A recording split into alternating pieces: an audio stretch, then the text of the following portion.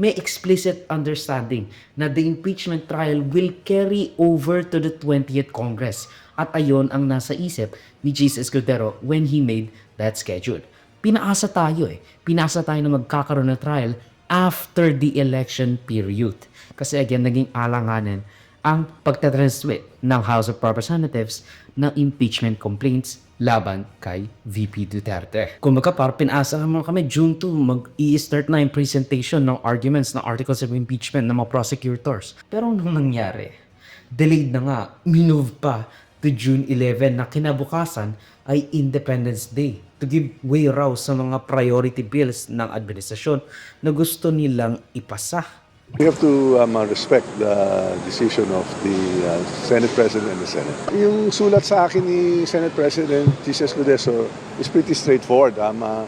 Kaya yung impeachment complaint ay nasa Senado na.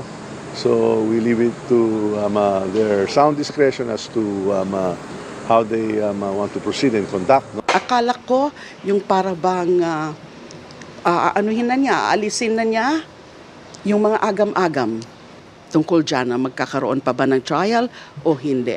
He could have been more categorical that insofar as the Senate is concerned, tuloy-tuloy kami.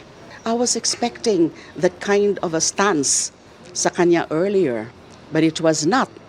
Ano pa rin, medyo iffy pa rin, right? Kasi hindi pa rin nakakasiguro. Everything is speculative at this point, but we hope things resolve itself positively for all. At bakit kaya? Takot ba si Jesus Escudero sa impluensya ng Duterte bloc sa Senado? Kaya niya ba ito ginagawa kasi nililigawan niya ang boto ng mga Dutertards sa Senado? Sino ba talaga ang master mo? Ang taong bayan na gusto na matuloy ang impeachment trial regardless